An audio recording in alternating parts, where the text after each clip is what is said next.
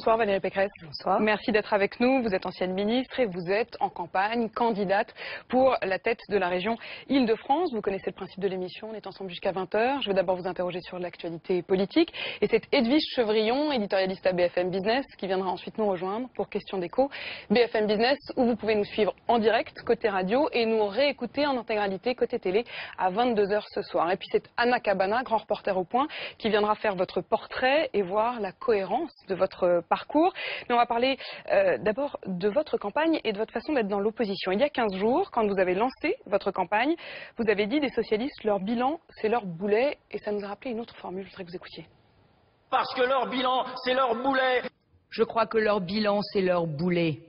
Il n'échappera pas à son bilan, ce sera son boulet. Le boulet, le bilan, dans l'opposition, que ce soit au niveau local ou au niveau national. Visiblement, il n'y en a pas vraiment un pour rattraper l'autre, c'est les mêmes formules. Est-ce que c'est un peu bête et méchant d'être dans l'opposition ? Pas du tout. D'ailleurs, si vous regardez ce que nous avons fait depuis 5 ans, vous apercevrez que grâce à l'opposition que je mène, avec une partie de la jeune garde montante qui est derrière moi et que je veux faire émerger, eh bien, vous vous apercevrez qu'on a été extrêmement constructif et qu'on a fait progresser toute une série de dossiers.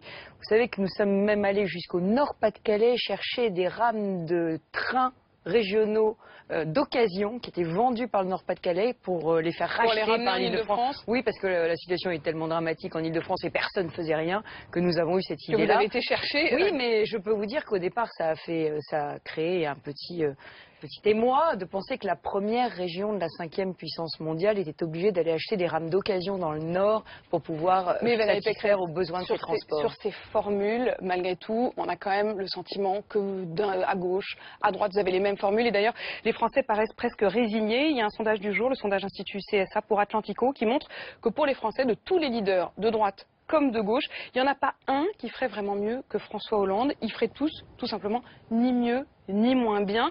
Comment est-ce que vous pouvez faire pour leur donner envie d'y croire en France ? Mais personnellement, je crois au concret. Je crois aux réalisations concrètes. Je crois, certains l'ont dit, à la politique par la preuve.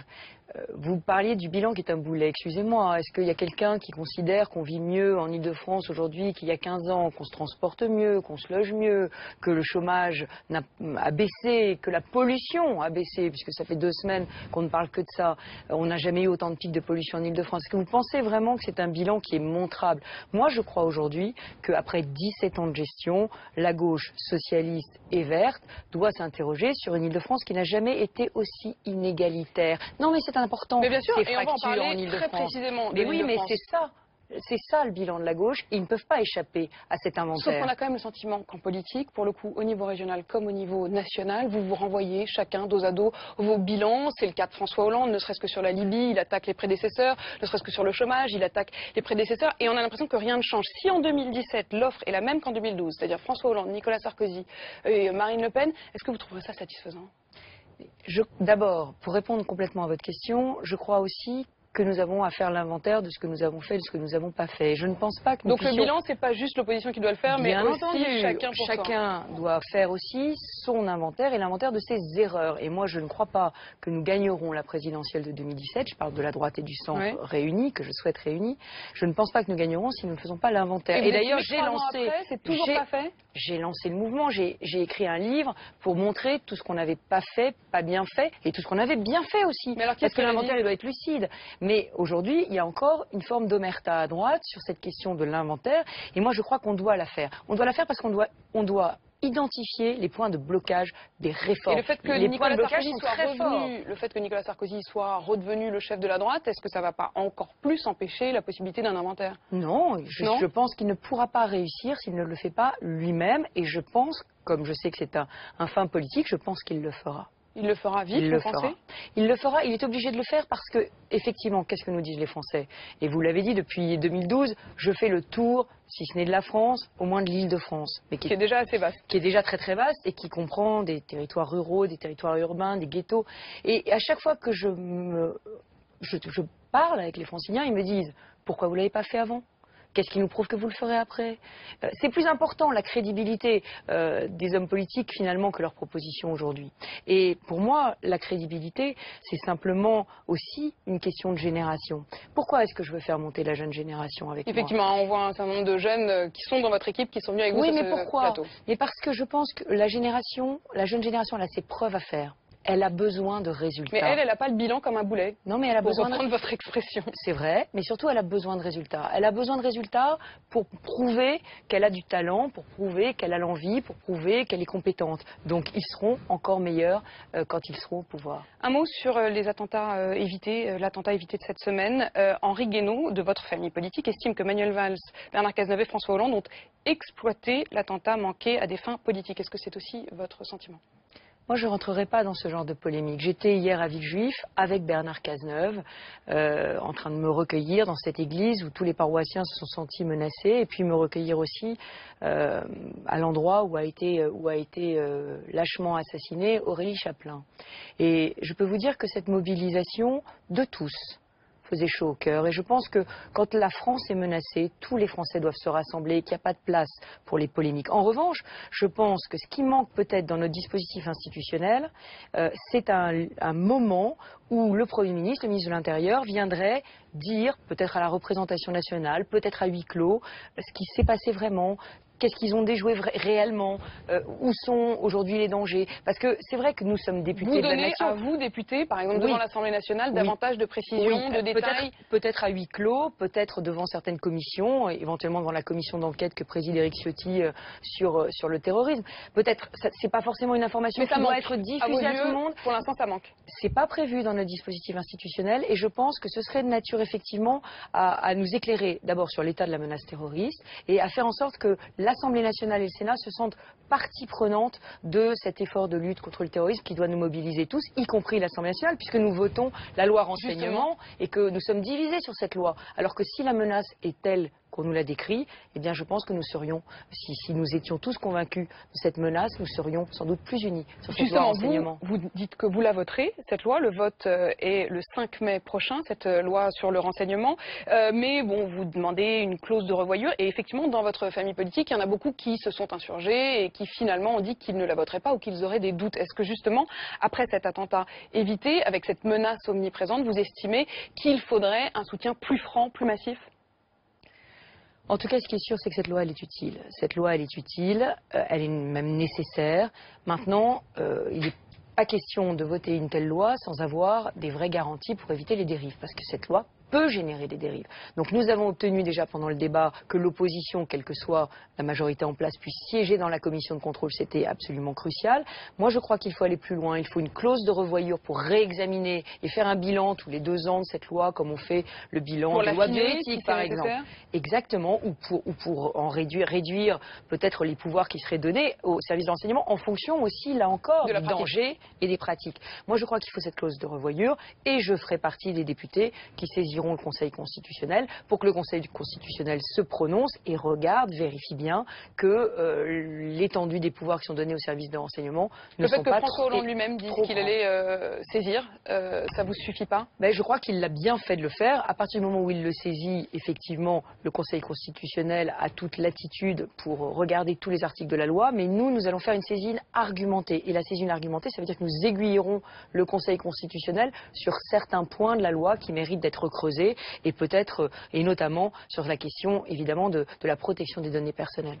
Les régionales c'est le 6 et 13 décembre, mais on en parlait à l'instant. Vous êtes, vous, en campagne quasi permanente depuis 2012. Vous avez dit que vous vouliez faire de la région Île-de-France votre laboratoire. C'est une expression qui était chère à Ségolène Royal pour sa fameuse région Poitou-Charentes. Est-ce que vous voulez être la Ségolène Royal de droite ?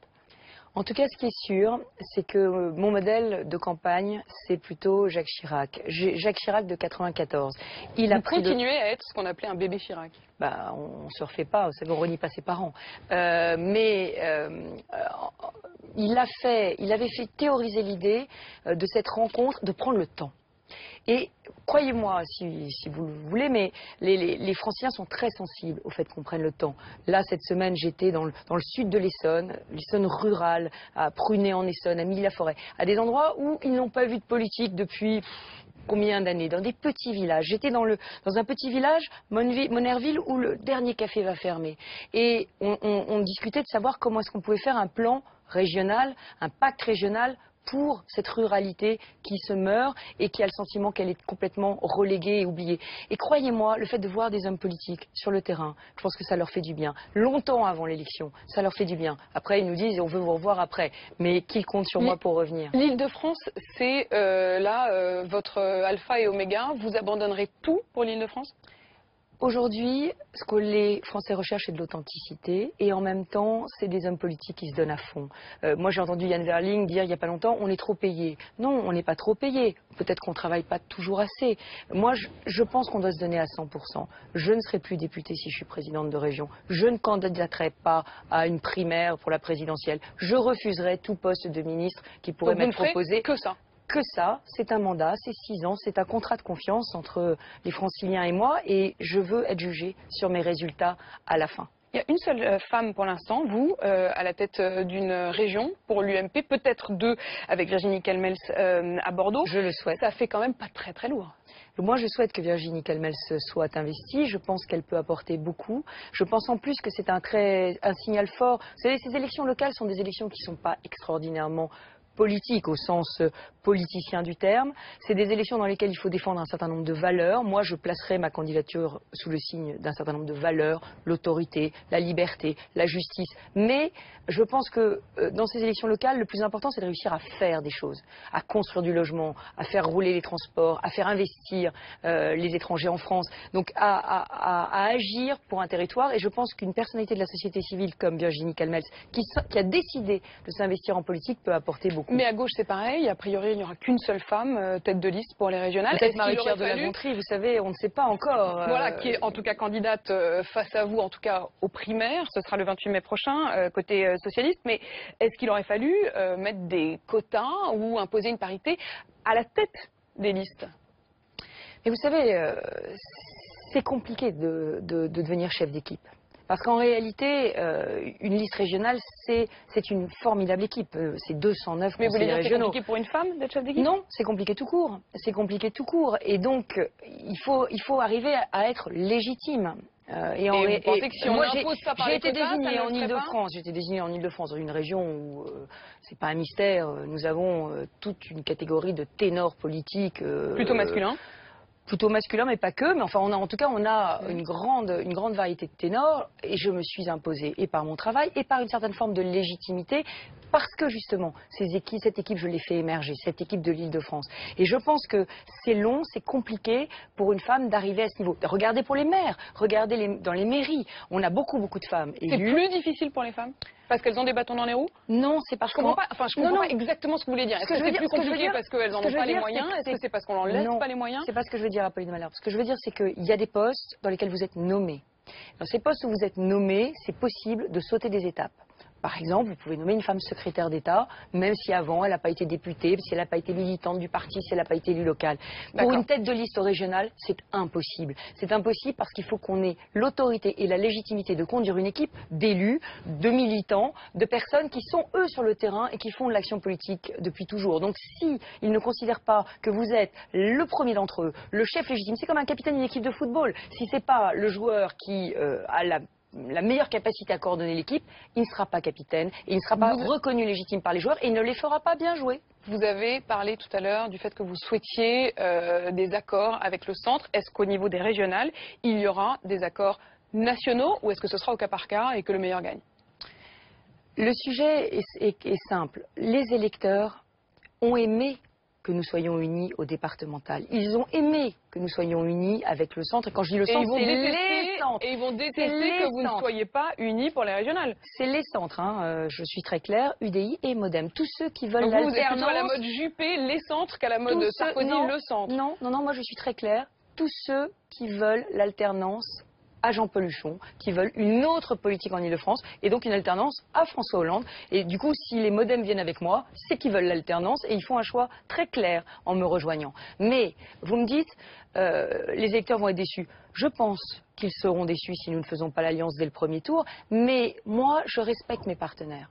Je respecte mes partenaires. Et c'est pas parce que l'UMP fait la course en tête en Ile-de-France qu'elle ne doit pas respecter toutes les sensibilités de la droite et du centre. Donc ce sera leur choix. Et de toutes les façons, j'ai vocation à être la candidate de l'Union au deuxième tour et je saurai faire ce rassemblement vous parlez de la déjà droite du et des deuxième centres. tour, ça veut dire que vous considérez qu'au premier tour, vous n'arriverez pas à convaincre Chantal Jouanneau de retirer sa liste? Non, je sais leur choix, ils le feront en responsabilité. Le problème qu'ils vont avoir, c'est évidemment que l'UMP nationale, elle, considère, et Nicolas Sarkozy l'a dit, que s'il n'y a pas d'union partout, il n'y aura sans doute pas d'union nulle part. Et donc, ça veut dire qu'effectivement... C'est ça ce qu'a dit Nicolas Sarkozy, c'est l'union partout ou l'union nulle part? C'est aujourd'hui la position de l'UMP, parce que sinon, c'est pas compréhensible comme stratégie politique. 2 ans après le mariage pour tous, c'est l'un des premiers bilans, et la Manif pour tous, qui jusqu'à présent était une association, a été reconnue au journal officiel cette semaine comme parti politique. Est-ce qu'ils auront une liste à part? Est-ce qu'il y en aura sur votre liste? Mais écoutez, ça c'est sur le fait de savoir si la Manif pour tous va présenter des candidats, c'est leur choix. Moi aujourd'hui, je ne suis pas dans une liste qui est une collection de partis politiques.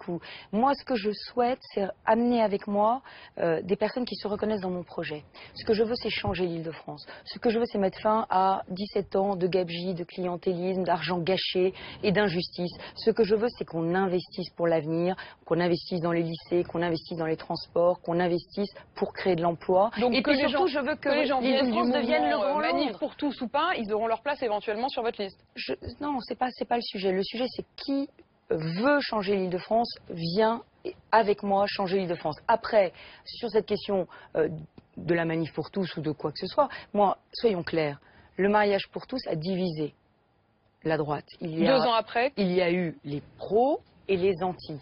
Sur ma liste, il y aura des candidats qui ont été pour le mariage gay, il y en aura qui ont été contre le mariage gay, parce que c'est ça la droite, parce que c'est ça la France. Et pour vous, et parce aujourd'hui, que c'est moi, plus mon 2 souci, ans après, c'est de rassembler. Pour vous, 2 ans après, c'est plus une question de division. En tout cas, pour une régionale, vous conviendrez qu'un président de région ne marie personne. Donc le sujet du mariage n'est pas un sujet régional, c'est un sujet de conviction personnelle, politique, éthique, mais sur ma liste, il y aura toute la droite qui sera représentée. Vous parliez à l'instant de gabegie, vous avez Geoffroy Didier qui vous accompagnait, qui est juste derrière vous, et dans une interview au Figaro hier, il parlait du même mot, il disait gabegie socialiste de Jean-Paul Huchon et de Marie-Pierre de la Gontrie à la tête de la région Île-de-France.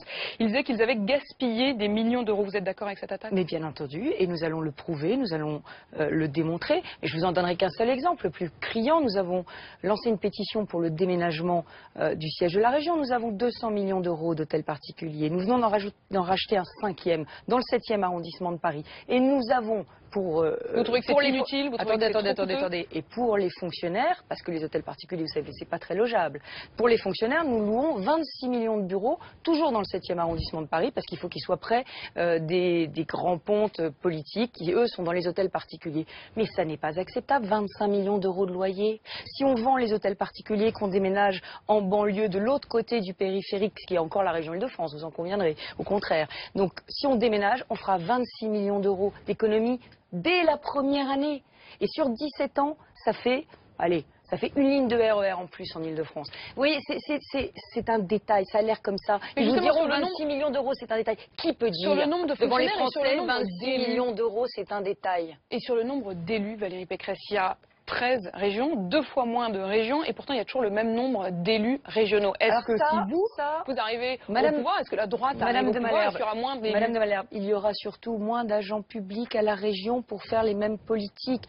Nous allons faire des économies. Mais sur les élus régionaux, permettez-moi de vous dire, il y a 200 élus régionaux, il y a 100 circonscriptions en Île-de-France. Ça fait 2 élus par circonscription. Moi, ça me paraît le minimum pour couvrir ce territoire. En revanche, j'aurais aimé que le gouvernement, puisqu'il paraît qu'on a trop d'élus en France, ne crée pas 350 élus métropolitains à Paris. Parce que vous n'avez peut-être pas vu, mais M. Valls, qui est arrivé sabre au clair en nous expliquant qu'il allait réformer les territoires et faire des économies, il n'a supprimé évidemment pas les départements, il n'a supprimé aucune intercommunalité, et il a rajouté la métropole. Ce qui fait qu'en Île-de-France, c'est plus... Vous avez un millefeuille, quoi.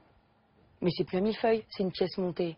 C'est une pièce montée. Il y a les communes, les territoires, la métropole, les départements, la région. 5 niveaux d'administration. Comment voulez-vous que les acteurs économiques, que les acteurs de la vie civile s'y retrouvent? Combien d'autorisations faut-il demander? Vous êtes dans un village, vous voulez faire une salle polyvalente, 6 mois d'instruction au département, des années d'instruction à la région. Mais la lenteur, vous explosez le devis. À la fin de la fin, si vous n'aviez pas eu tous ces fonctionnaires qui instruisaient vos demandes, vous auriez pu faire les travaux pour 2 fois moins cher. C'est ça la France. Et c'est ça contre quoi il faut lutter. Ça s'appelle la suradministration. Un dernier mot sur le deuxième tour. Et là, il y a des économies. S'il y a au niveau national des régions où il y a un risque que le FN prenne la tête des régions, est-ce que si l'UMP ou le PS sont en 3e position, est-ce qu'ils doivent se résigner? Est-ce qu'ils doivent se retirer? Écoutez, en tout cas, moi, je n'imagine pas un seul instant que l'UMP soit 3e dans aucune région de France. Et donc, vous refusez de vous poser la question? Je prends le pari avec vous, Madame de Malherbe. Jamais l'UMP ne sera 3e. Je pense que l'UMP sera soit en tête, soit 2e. Et sur une question de principe, est-ce que vous estimez que si le PS ou l'UMP sont derrière le FN, ils doivent se retirer? Ça dépend des situations. Si le FN est en mesure de gagner ou s'il n'est pas en mesure de gagner. Mais bien entendu, il faut empêcher le FN de prendre des régions. C'est la priorité pour vous, empêcher le FN de prendre des régions? Et le PS, parce que je pense que nous n'avons absolument aucune raison de laisser à un PS qui a clientélisé, qui a dépensé l'argent sans compter, qui n'a pas fait les investissements qu'il fallait et qui aujourd'hui, au plan national, emmène le pays dans le mur. Nous n'avons aucune raison de lui laisser la moindre chance de gouverner. Je vous interroge sur le FN et vous répondez et le PS. Pour vous, vous mettez les deux grosso modo comme adversaires sur le même plan. Je ne les ai jamais mis sur le même plan et vous le savez très bien. Pour moi, je l'ai toujours dit, le FN c'est pas mes valeurs, le PS c'est pas mes idées. Mais aujourd'hui, je ne me vois pas donner une chance de garder une région à un parti socialiste qui lui-même mène le pays dans le mur. Mais je vous dis, de toutes les façons, le sujet ne se posera pas. Edwige Chevrillon nous a rejoint pour Question d'écho.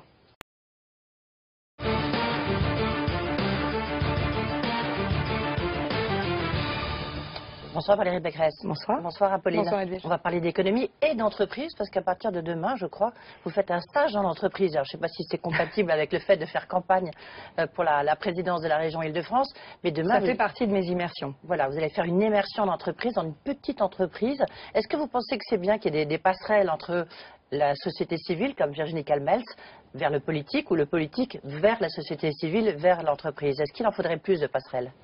En tout cas, dans le cadre de ma campagne, c'est vrai que j'ai passé une journée dans le lycée de Saint-Michel-sur-Orge, une journée à l'hôpital de Coulommiers, au tribunal de Bobigny. Pourquoi?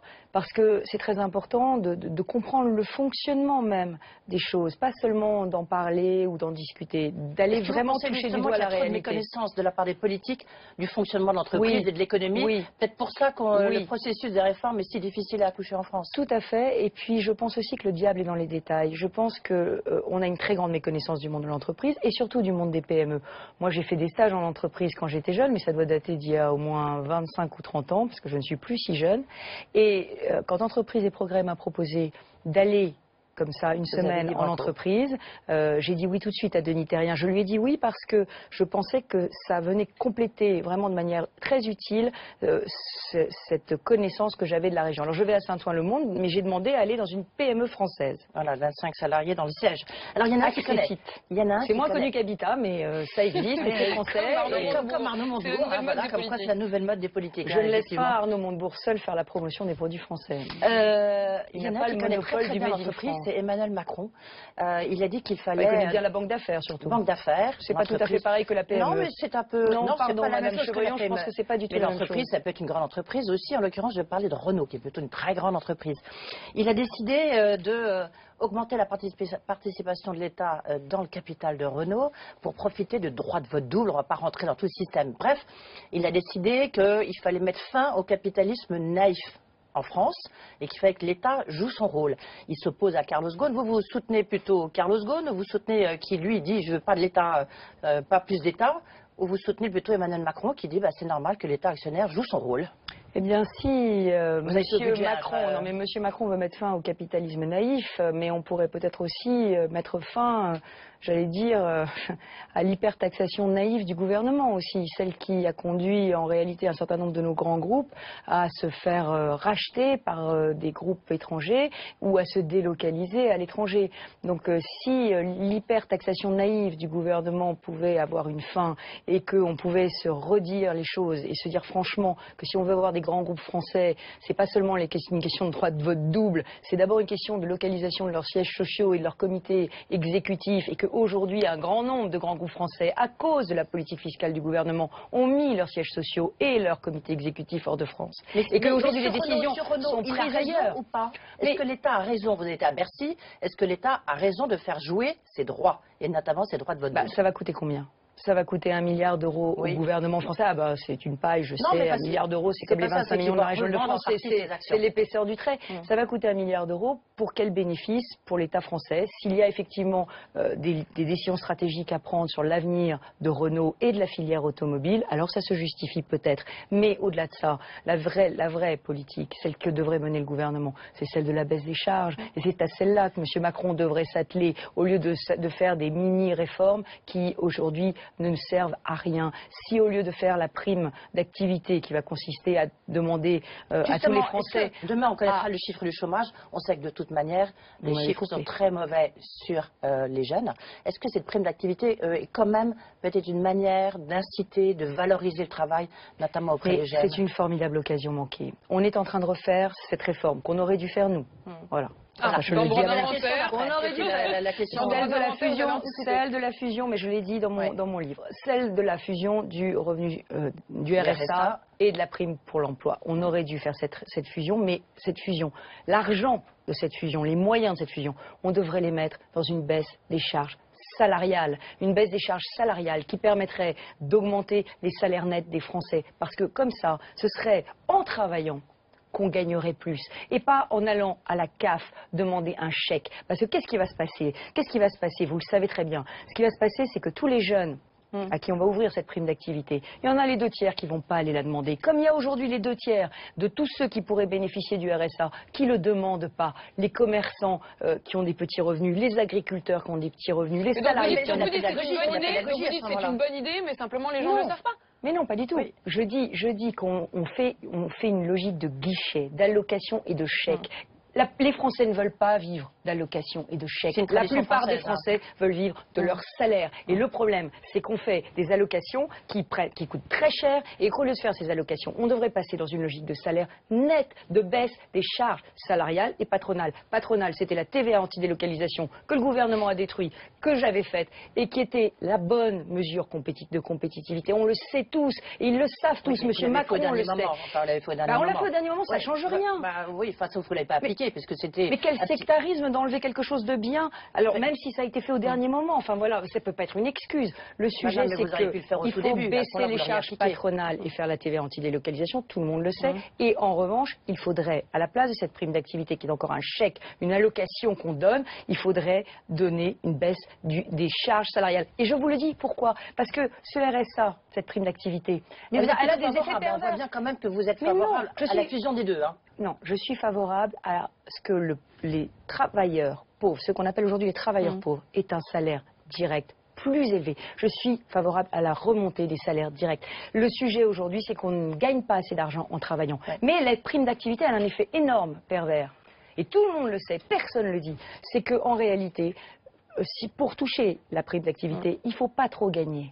Oui, d'accord. Donc ça nourrit le travail au noir et ça nourrit le travail clandestin. Et ça, c'est totalement pervers. Alors que si vous augmentez la TVA, ceux qui sont au noir payent la TVA. Donc augmentez la TVA, baissez les charges, vous verrez. Comme ça, on touchera des salaires nets plus élevés, on sera heureux d'aller travailler et c'est par le travail qu'on gagnera sa vie. Vers plein, c'est plutôt d'inciter les gens à aller travailler, justement. Mais si vous les incitez, remonter les salaires. Si les salaires... Évidemment, il faut que le travail paye plus que l'assistance. Eh oui, mais voilà, mais ce qu'on fait, on n'a pas changé le logiciel. On refait l'erreur de Martin Hirsch, c'est-à-dire qu'on considère que c'est pas le patron qui peut donner un salaire plus élevé, c'est l'État. Eh ben ça, c'est une erreur majeure, fondamentale, philosophique, idéologique. Nous, la droite, nous sommes tombés dans ce panneau. Il faut changer ça en 2017. Sur le pacte de responsabilité, vous avez certainement en parlé tout à l'heure avec Karine Berger. Est-ce que vous pensez un peu comme elle, notamment, que face à cet argent qui est donné, entre guillemets, je dis bien entre guillemets, aux chefs d'entreprise, il faut qu'il y ait des engagements et des contreparties en termes d'emploi? Là, vous êtes passé d'un sujet à l'autre. Oui, non, pacte de responsabilité. Oui, oui, sur le pacte de responsabilité, ben, c'est toujours le même problème. Le pacte de responsabilité, c'est une baisse d'emploi, c'est ça. C'est une baisse d'impôt sur les entreprises, mais qui suit 2 ans de matraquage fiscal inouï. Oui, ben donc ça fait, c'est une politique de yo-yo, si vous voulez. Alors évidemment, que disent les entreprises? Elles disent, ah, nous, il faut qu'on reconstitue nos marges. Ben voilà, c'est logique.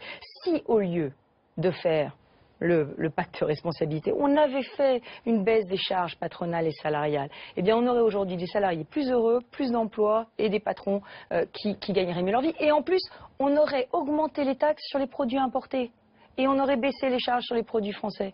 Donc voilà, on sait ce qu'il faut faire en matière économique. Qui dit qu'il y a trop d'allègements, de ceci, cela, et qu'en fait, ça coûte très cher, et qu'il faut, en fait, l'impact n'est pas aussi fort qu'on voudrait. Le problème pour les entreprises, c'est la stabilité. C'est la stabilité, la prévisibilité. Dès que vous donnez un crédit d'impôt, je le sais, j'ai triplé le crédit d'impôt recherche. Dès que vous donnez un crédit d'impôt, l'année d'après, les parlementaires commencent à dire « Ah oui, mais alors ce crédit d'impôt, il a été mal calculé, faudrait peut-être le rogner un peu sur tel truc, finalement il n'est pas si... » Et donc les entreprises tremblent. Quand vous prenez une décision d'investissement, et c'est ça qui manque aujourd'hui en France, c'est l'investissement. Quand vous prenez une décision d'investissement, il faut de la prévisibilité à 10 ans, et pour de la prévisibilité à 10 ans, une baisse des charges définitive, claire, nette, précise, c'est beaucoup plus rassurant qu'un crédit d'impôt dont vous savez qu'en fonction des majorités, en fonction de la force des frondeurs, nous allons voir Madame Berger tout à l'heure, en fonction des bisbilles au sein du gouvernement, ça peut monter, ça peut descendre. J'ai une petite question, je reviens un instant sur les voitures, sur Renault. Vous parliez de votre projet tout à l'heure pour la région Île-de-France. Est-ce que vous êtes pour supprimer le diesel? On a vu que les Français commencent à se détourner un peu du diesel. Est-ce que vous seriez favorable, vous aussi, un peu comme la maire de Paris, à limiter, voire à supprimer à long terme le diesel en Île-de-France? Bon, d'abord, il faut que la maire de Paris nettoie devant sa porte. Elle a un parc de bus diesel, qu'elle a 40% de son parc qui est diesel. Donc il faut qu'on dédiésélise, on dit, le parc de bus. On s'y emploie. Le problème, c'est que cette question du diesel est rentrée dans le débat politique, j'allais dire, a surgi dans le débat politique au moment de la campagne à Paris, et qu'elle vient contrecarrer une politique industrielle française qui a consisté à favoriser le diesel depuis 15 ans. Comment, du coup, est-ce que vous allez prendre parti? Est-ce que vous allez vous positionner là-dessus? Je ne suis pas une idéologue. Je ne suis pas une idéologue, contrairement au Vert. Pour moi, c'est pas tout blanc, tout noir. Il y a des Français qui roulent en diesel, qui ont très peu de pouvoir d'achat, qui ont des voitures qui sont des vieilles voitures. Il faut les aider à changer de voiture. Ça se fera très progressivement. Et moi, je ne serai pas de celles qui donneront un espèce d'énorme coup de matraque à l'ensemble des Français après leur avoir dit acheter du diesel. Donc il n'y aura pas d'interdiction nette. Donc je pense qu'il faut qu'on ait des aides à la sortie du diesel, qu'on fasse des bonus pour l'achat de voitures qui ne sont pas diesel. Et puis surtout, il faut qu'on dise très clairement les choses aux fabricants automobiles, parce que je vous rappelle que Peugeot, qui est l'un des très grands constructeurs français, fabrique aujourd'hui des hybrides diesel qui ont aujourd'hui un bonus écologique donné par l'État, parce qu'elles sont peu polluantes. Tout ça paraît complètement incohérent. Complètement incohérent, Madame de Malherbe, et les Français ne s'y retrouvent plus. Et c'est pas les Français qui doivent payer. Voilà, on a l'impression que vous voulez punir personne, vous voulez empêcher personne. Non, mais moi je vais le faire. Je vais le faire tranquillement, mais je tiens compte de la vraie vie et des vrais problèmes de tous ceux qui vont devoir changer de voiture. Et notamment aussi tous ces petits commerçants, tous ces livreurs qui ont des utilitaires diesel. Merci Edwige Chevrillon. Dans un instant, c'est Anna Cabana, Valérie Pécresse, qui viendra tirer votre portrait et voir la cohérence de votre parcours. À tout de suite.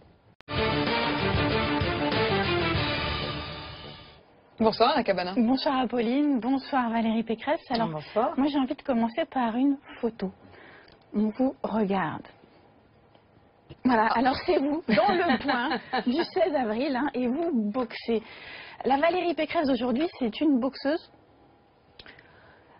C'est en tout cas quelqu'un qui s'exerce à la fois physiquement et mentalement à l'exercice des responsabilités, on va dire ça comme ça. Donc oui, parce que jusqu'ici, vous faisiez comme tous les hommes de votre parti, hein, vous joggiez.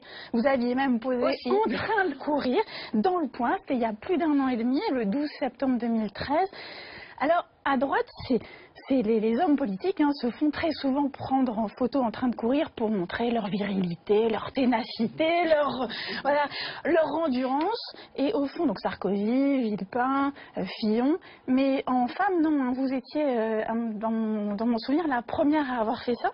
Alors, c'est pour montrer quoi? C'était quoi? Vous vouliez montrer que, au fond, une femme politique, c'est être un homme politique comme les autres?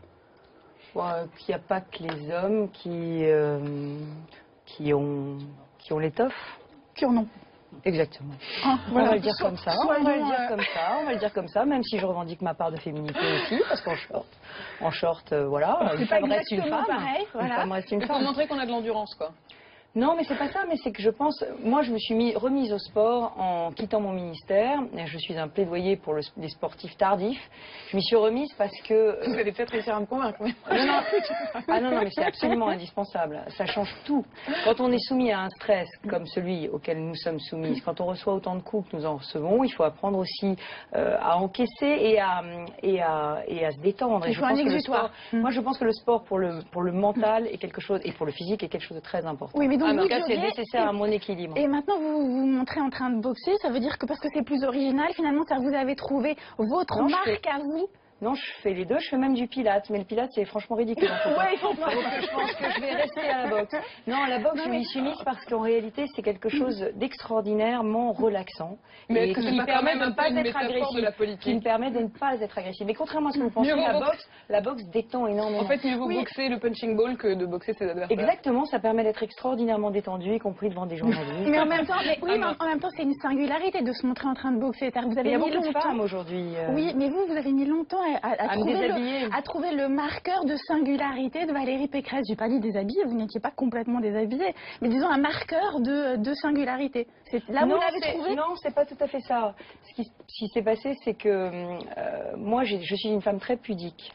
Et j'ai beaucoup de mal à montrer l'envers du décor, c'est-à-dire ma vie personnelle, voilà. Et même pour faire cette photo, il a fallu que je me fasse violence à moi-même. Mais c'était une façon, sans mettre des mots, quand même de proclamer votre ambition. C'est une façon de dire que je suis prête à dévoiler plus de moi-même qu'avant. Et alors, on va parler de votre ambition parce que vous êtes parmi les quadras, disons, de l'UMP en vue, la seule à n'avoir jamais fait de déclaration d'ambition. Vous avez même fait l'inverse. Hein. Vous avez dit dans Le Point, toujours le 12 septembre 2013, « Je ne suis pas candidate à l'Élysée, je peux donc dire la vérité ». Cette déclaration, c'était il y a plus d'1 an et demi, mais vous pourriez la refaire.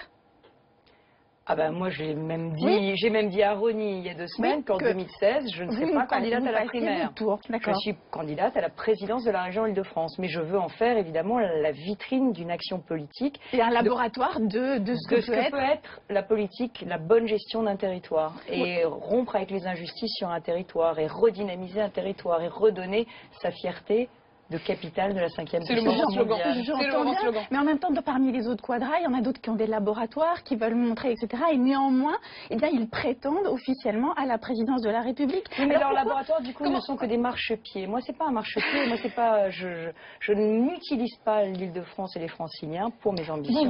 Vous visez Laurent Wauquiez, vous visez. Je vise absolument personne. Moi, je ne parle de personne d'autre que de moi. Eux sont quand même clairement candidats à la présidence, en tout cas Xavier Bertrand, par exemple, et candidat à la présidence d'une région. Pour vous, du coup, ça veut dire que la région, c'est juste un marchepied. Laurent, comme Xavier, vont dans des combats extraordinairement difficiles. Et ils ont tout mon soutien parce qu'ils sont extrêmement courageux d'y aller. Et moi, en tant que coordinatrice des régionales, je peux vous dire que je travaille avec Laurent Wauquiez tous les jours sur Ronald Faubert. Mais est-ce qu'il faut qu'ils disent qu'ils ne seront du coup pas candidats pour les présidents? Franchement, ne me faites pas parler de mes camarades, vous n'y arriverez pas.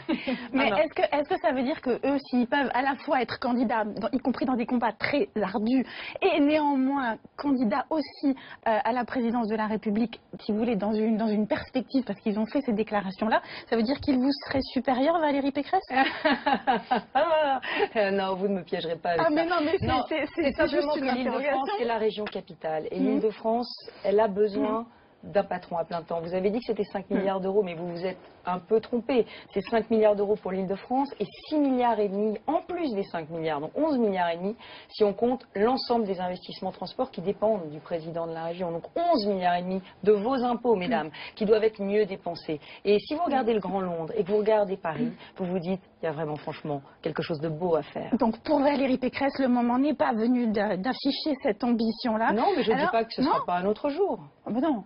Non, Voilà. ce serait Ah, terrible. vous dites pas que ce serait pas un autre jour. Ça peut venir. C'est juste chaque chose Je en ne son temps. m'interdis rien, c'est chaque chose. Vous ne vous interdisez rien pour la suite. Pour l'instant, suite. vous vous autocensurez un petit peu, c'est pas le moment. Alors dans un entretien, c'est pas le cas de tout le monde. Alors, Nathalie Kosciusko-Morizet, on le sait, s'autocensure moins. Et depuis longtemps, dans un entretien à NBC News en juillet 2013, elle avait affirmé « Je suis une tueuse. Il n'y a que des tueurs en politique. Certains savent tirer, d'autres pas. » Fin de citation. Alors, en l'occurrence, Nathalie Kosciusko-Morizet a manqué sa cible à Paris. Mais vous avez tué, sans faire de bruit, tous vos rivaux en Île-de-France. Non mais moi je Ça suis veut pas dire une quoi? tueuse. Oui. Ah ben, Moi je suis une affectueuse. Et ça marche très bien. Ça marche très très bien. Alors, je pense aujourd'hui que... Ou alors vous êtes une tueuse mais moins prétentieuse. Non, les hommes politiques aujourd'hui ont besoin... Enfin, les Français ont besoin d'affect. Ils ont besoin qu'on les aime. Et ils ont surtout besoin de preuves d'amour. Et d'ailleurs, ils n'aiment pas trop les déclarations d'amour sans preuve d'amour. Et moi, je pense qu'on peut remettre un peu d'affection dans la politique. Alors on a retrouvé des images de vous à vos débuts, en juin 2002. Vous veniez d'être élu député UMP des Yvelines et vous faisiez état de vos premières impressions. On vous regarde. Intimidée, curieuse et avec envie de travailler. Comme une rentrée des classes. Alors ce côté bonne élève Valérie Pécresse, vous l'avez encore. Vous vous présentez en tout cas comme une femme raisonnable et sérieuse. Mon ambition, dites-vous, c'est qu'on se souvienne de moi comme quelqu'un qui a bien fait son boulot. C'est ce que vous avez assuré dans Le Point en 2008. Si c'est vrai, je vous le demande simplement, qu'est-ce que vous faites dans ce monde de fou qu'est la politique? Mais moi, je crois qu'on vit une autre époque, on vit un changement d'époque. Il ne faut plus être fou en politique. Mais je pense que, bon, je vous connais, Anna Cabana, je sais que vous aimez les personnages de romans. Bon, Vous aussi, vous aimez ça, Valérie Pécresse. mais pas dans ma vie professionnelle. Regardez aujourd'hui, les Français, ils ont un personnage de roman à la tête de l'État. Bon, c'est un peu... on ne dira pas quel roman. Mais ils en ont peut-être plus envie. Mais ils en ont peut-être plus envie de ça. Ils ont peut-être plus envie que l'Élysée ressemble à un vaudeville. Ils ont peut-être envie, tout simplement, d'hommes politiques à qui on peut faire confiance, d'hommes politiques constants, d'hommes politiques qui, quand ils disent oui, c'est oui, quand ils disent non, c'est non. Pas d'hommes politiques qui disent oui à tout le monde et qui font rien après. Ils ont peut-être envie que la vie politique soit différente. Ils ont peut-être envie que la politique, ça soit quelque chose qui leur facilite la vie, au lieu de, j'allais dire, leur enflammer leur dimanche soir. Vous voyez, je veux dire, je pense que la politique, c'est plus seulement, voilà, des batailles épiques de gens qui s'engueulent toute la journée, qui font rien. Voilà, moi je veux faire. Et ça va peut-être changer, vous voyez, regardez, ils regardent peut-être l'Allemagne, ils se disent peut-être, tiens, Angela Merkel, elle n'est pas glamour, elle n'est pas belle, elle n'est pas rigolote. C'est mon modèle, je l'ai dit, je l'assume, et ben oui, et ben ça nous changerait. Eh ben d'accord, donc on peut avoir de l'ambition sans être complètement dingue, j'entends. Alors on va essayer. Mais c'est vrai que de n'être ni mythomane, ni narcissique, ni mégalomane, bon, ça complique, ça fait déjà un portrait en creux, oui. Absolument. Alors je cite Pierre Bédier, qui n'est pas exactement votre ami, et qui dit dans Le Point du 16 avril, Pécresse n'a pas de pif, pas de charisme, je ne sais pas comment elle est arrivée là, elle en veut plus que tout le monde. C'est lui qui a raison, en fait. Vous en voulez plus que tout le monde. Écoutez, sur la première partie de la réponse, on jugera plus tard, n'est-ce pas? Moi, je vous interroger sur la deuxième partie. Sur la deuxième, ça montre que j'ai peut-être un peu plus de pif et un peu plus de charisme qu'il ne le croit. Merci Anna Cabana.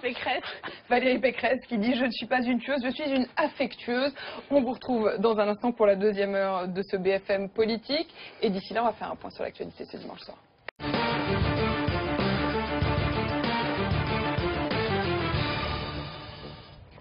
Bonsoir Annabelle Roger, vous avez écouté toute cette émission avec attention et avec vous on va encore un peu plus loin.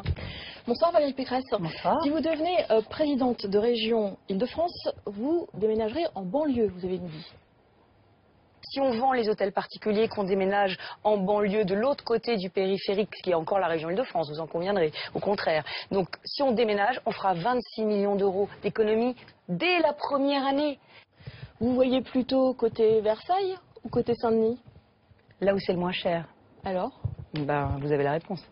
Donc plutôt côté Saint-Denis, il y a 93, déjà, on a hein. déjà, Vous avez déjà prospecté on a déjà prospecté et effectivement il y a aujourd'hui des bâtiments de bureaux qui sont disponibles en Seine-Saint-Denis, du côté de la plaine Saint-Denis.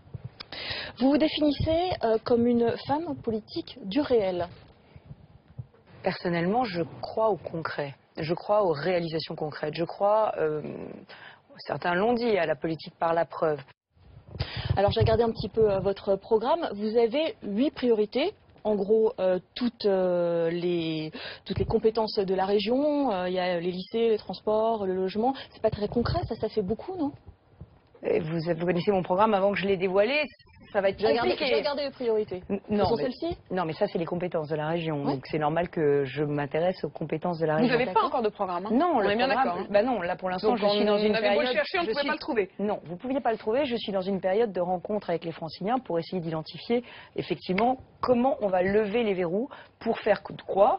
Pour que le Grand Paris devienne l'équivalent du Grand Londres, c'est-à-dire une métropole extrêmement attractive où tous les investissements vont se concentrer pour créer de l'emploi et puis pour créer de la qualité de vie. Donc ma priorité, c'est l'investissement. Je n'ai pas pu demander à Karine Berger ce qu'elle pensait d'une région qui enlève 200 millions d'investissements dans les lycées pour les mettre sur des subventions aux associations, mais ce sera pour la prochaine fois. Vous rencontrez effectivement beaucoup les Franciliens. Quel est votre sentiment par rapport à leurs priorités à eux? C'est quoi? C'est le logement? Il y a des vraies priorités du mal-vivre en Ile-de-France. Les transports sont embolisés, le logement est extraordinairement cher, l'emploi se fait rare. Contrairement à ce que dit Mme Berger, on ne rencontre pas les mêmes personnes. Moi, je rencontre des personnes qui perdent leur emploi et qui ont beaucoup de mal à en trouver. Et puis, il y a cette question de l'ascenseur social. Aujourd'hui, l'Île-de-France est fracturée. C'est la région des plus fortes inégalités. On a des quartiers ghettos. Le Premier ministre l'a dit, mais qui est responsable? Là-dessus, on n'est pas d'accord. Je pense que c'est en partie les élus qui sont responsables de la ghettoisation de l'Île-de-France. Et puis, on a cette Île-de-France rurale, 75% de l'Île-de-France, qui se sent alors, elle, totalement abandonnée, loin de tout, loin des transports, loin des services publics, loin des commerces. Donc, vous voyez, c'est une Île-de-France très, très composite à qui il faut rendre sa cohésion. On va revenir au niveau national. Je souhaite revenir avec vous sur les menaces d'attentats en France. C'est menacé, tous les Français doivent se rassembler, qu'il n'y a pas de place pour les polémiques. Alors, est-ce que vous estimez, comme le dit aujourd'hui Christian Estrosi, que la France doit faire face à des cinquièmes colonnes, que la Troisième Guerre mondiale est déclarée à la civilisation judéo-chrétienne par l'islamo-fascisme? Quel regard vous portez sur ces déclarations?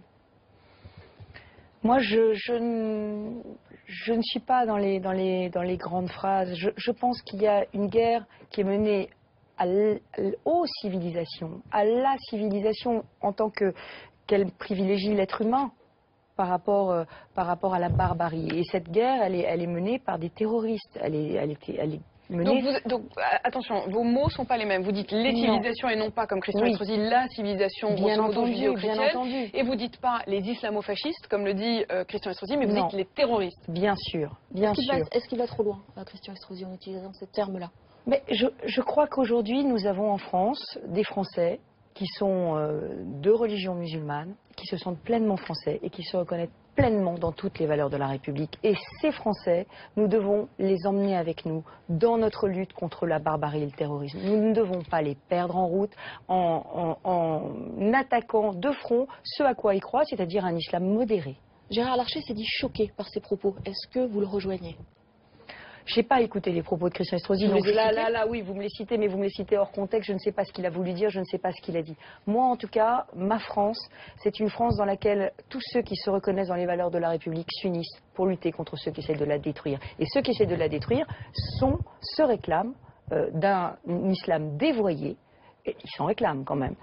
Ils font porter aux femmes la burqa sur le territoire de la République, ils enferment les femmes, ils prônent la violence, ils prônent ils sont contre le respect de la liberté de croyance. Vous savez, moi j'ai pris la tête du groupe d'études pour la défense des chrétiens d'Orient et aujourd'hui, je crois profondément que nous devons être à la fois fiers de nos racines chrétiennes, que nous devons défendre une idée universelle qui est celle de la liberté de croire partout dans le monde. Pardonnez-moi, j'insiste sur ces propos qui ont été utilisés par Christian Estrosi. Est-ce qu'on a parlé de récupération du gouvernement, certains à l'UMP... Henri Guénaud, on le disait tout à l'heure, qui parlait de récupération du gouvernement, de la question de l'attentat évité. Risque d'attentat. Est-ce que lui, justement, il n'est pas là dans la récupération, alors que, comme vous, il est candidat pour les régionales, lui c'est en PACA, et c'est face à Marion Maréchal Le Pen? Écoutez, je vous dis, moi je ne suis pas dans le commentaire de propos que je ne connais pas et que je n'ai pas entendu personnellement. Ce que je vous dis aujourd'hui est simple. Nous avons à lutter contre le terrorisme, nous avons à lutter contre la barbarie, nous avons à lutter contre des fanatismes qui se réclament de l'islam et contre lesquels, effectivement, nous sommes en guerre. Annabelle Roger. Allez, 4e extrait, je voudrais qu'on vous réécoute sur la politique fiscale du gouvernement. Si l'hypertaxation naïve du gouvernement pouvait avoir une fin et qu'on pouvait se redire les choses et se dire franchement que si on veut avoir des grands groupes français, c'est pas seulement une question de droit de vote double, c'est d'abord une question de localisation de leurs sièges sociaux et de leurs comités exécutifs et qu'aujourd'hui un grand nombre de grands groupes français, à cause de la politique fiscale du gouvernement, ont mis leurs sièges sociaux et leurs comités exécutifs hors de France. Alors, vous parlez d'hypertaxation, mais vous êtes favorable à la TVA anti-délocalisation. Expliquez-moi la cohérence. Mais parce que c'est pas la même chose. Et ça se fait à taxation égale. La TVA anti-délocalisation, c'est vous baisser les charges sur les salaires et vous taxez les produits à la consommation. Ça a deux effets positifs. D'abord, on taxe les produits importés, alors qu'on baisse les charges sur les produits fabriqués en France. Donc tous les groupes auront intérêt à fabriquer leurs produits en France, puisqu'ils bénéficieront de la baisse des charges, alors que si on les importe, ils seront taxés. Donc ça permet de faire un transfert de fiscalité sur des produits importés. Et ça, c'est très bénéfique. C'est favorable à l'emploi en France. C'est bénéfique aux entreprises, mais tout le monde paie la TVA sociale, y compris les plus démunis, y compris ceux qui n'ont pas d'emploi. Et y compris ceux qui travaillent au noir. Et ça, c'est très moralisateur. Parce qu'aujourd'hui, si vous travaillez au noir, vous ne payez pas de charges. Donc vous êtes incité à travailler au noir. Si aujourd'hui on vous augmente la TVA, eh bien vous payerez la TVA. Donc vous aurez intérêt à travailler déclaré. Je voudrais qu'on redise un mot sur Jacques Chirac. Vous disiez tout à l'heure le plus grand bien en disant qu'il avait incarné une France diverse. Mais concrètement, c'est quoi les réformes Chirac? La réforme des retraites. Chirac visiblement n'était pas suffisante. Chirac avait théorisé, et là-dessus moi je ne le rejoignais pas, il avait théorisé l'idée qu'il fallait faire une réforme à la fois. Et c'est pour ça qu'il avait demandé à l'époque à Luc Ferry de ne pas faire la réforme de l'université. Il pensait qu'il fallait les faire une par une. Nicolas Sarkozy est arrivé en 2007, il pensait radicalement l'inverse, il pensait qu'il fallait faire tout à la fois, parce que de toutes les façons, quand on en fait une, on met tout le monde dans la rue, donc il valait mieux les faire tout à la fois. Et finalement, ni l'un ni l'autre n'a réussi à réformer suffisamment. Nicolas Sarkozy a fait du coup a lancé plus de mouvements de réforme que ne l'avait fait son prédécesseur. Le problème, c'est qu'on n'a pas tout fait, parce qu'on s'est heurté à la crise de 2008-2009 qui a tout bloqué, et puis on s'est heurté aussi, il faut le dire, à des corporatismes inouïs. Sur la réforme du lycée, on a reculé devant les lycéens, ce qui est très dommage. Aujourd'hui, Najat Vallaud-Belkacem est en train de faire une réforme du collège qui est le contraire de ce qu'il faut faire. Elle est en train de mettre en danger le collège en cassant des filières d'excellence qui sauvent aujourd'hui des collèges qui sont en difficulté. Et moi, je crois que les filières bilingues, les filières européennes, il faut absolument se battre pour elles parce que c'est elles qui maintiennent la mixité sociale sur des collèges sensibles. Est-ce que si vous reveniez aujourd'hui au pouvoir, vous arriveriez à prendre justement ces corporatismes que vous dites de plein fouet alors que vous n'y arriviez pas? Oui, on pourra parce qu'on les connaît. Qu'est-ce qui a changé? La différence, c'est l'expérience. Quand nous sommes arrivés au pouvoir en 2007, nous étions toute une armée de jeunes trentenaires cadras. Nous n'avions pas l'expérience du pouvoir. Aujourd'hui, au bout de 5 ans, quand nous avons quitté le pouvoir, malheureusement, c'est triste à dire, mais nous avions cette connaissance intime de où se trouvaient les verrous et qu'est-ce qui avait bloqué. Donc vous êtes parti juste au moment où vous auriez pu être bon, quoi. C'est ça ce que vous nous dites? C'est triste, mais c'est comme ça. Mais oui, mais bon. En même temps, ce que je pense, c'est qu'aujourd'hui, et là aussi c'est important, il y a toute une jeune génération qui a compris qu'il fallait vraiment changer le pays. Et je le rappelle, pour ceux qui nous écoutent côté radio sur BFM Business, vous êtes venus accompagner derrière vous de toute votre tribu, effectivement, de jeunes élus que vous promouvez. Merci Valérie Pécresse d'avoir été notre invitée. Merci Annabelle Roger. Valérie Pécresse qui disait tout à l'heure qu'elle n'était pas une queuse, mais une affectueuse nuance. C'est la fin de ce BFM Politique et dans un instant, c'est le 20h Week-end avec Christophe Ondelat.